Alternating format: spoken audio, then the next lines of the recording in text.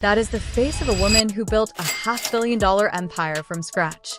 A woman who had the world at her feet, the Kardashians wearing her lashes, and Forbes knocking on her door. Now look at the news. Boycott Huda Beauty. Controversy. Sephora threatened. How did we get here? How did the Queen of Dubai become the most controversial figure in beauty? Let's rewind. All the way back to the beginning. Huda Kattan wasn't born with a golden spoon. She was born in Oklahoma City, the daughter of Iraqi immigrants. She looked different. She felt different. Kids can be cruel. Her father wanted her to be safe, stable. So she did what any good immigrant daughter would do. She got a degree in finance. She got a real job. And she was absolutely miserable. The 2008 financial crisis hit, and she lost that job. But sometimes, losing your safety net is the best thing that can happen. It forces you to take risks you never would have taken. She moved to LA, studied makeup at the Joe Blasco Makeup Artistry School, and worked with celebrities like Nicole Richie. She was good, really good, but she was still just an artist, still working for someone else, still dreaming of something bigger. In 2010, she started a blog, just a simple blog. But here's the secret sauce. She wasn't just a blogger. She was an early adopter of Instagram. Before anyone knew what influencer meant, she was telling stories, teaching techniques, building a community. An organic community, long before influencer was even a word. Fast forward to 2013.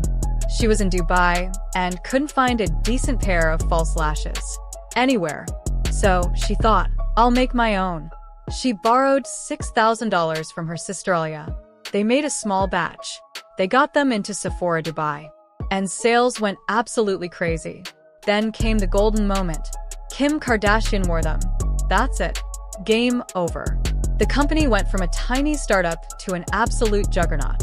Almost overnight. By 2017, Huda Beauty was valued at $1.2 billion. She had conquered the beauty world. And she never paid a dime in advertising. Not one penny. She was hailed as a visionary, a genius, an icon. But inside, she was crumbling. In 2020, she stepped down as CEO. She admitted something shocking. She said she didn't know how to run a billion-dollar business. This is where a lot of founders would just fade away. She sold a minority stake to private equity and took a back seat. She stepped away from the throne she had built with her own hands. But cracks were starting to show. In 2017, she was accused of copying Rihanna's Fenty Beauty launch. It didn't stick. She survived that one. Then, in 2022, a lawsuit. Selling unsafe eyeshadows. Products that weren't meant for the eyes but were marketed that way. She settled for nearly $2 million. Then came the conspiracy theories. In 2025, she shared a video suggesting Israel was behind World War I, World War II, September 11th, and October 7th. TikTok removed the video. Jewish organizations called it anti-Semitic. The internet was furious.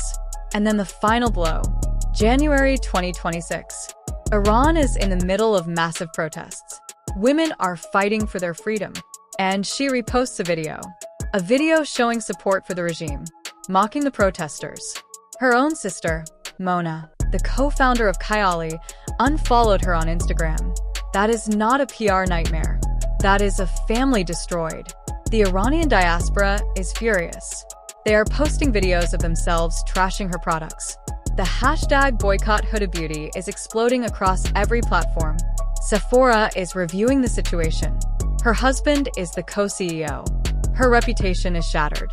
It gets even more tragic. Just months earlier, in June 2025, she bought back full ownership of Huda Beauty. She finally had her company back. All of it. And she just watched it burn because of a few short videos. A few reckless posts. Huda Kattan built a billion-dollar empire on connection.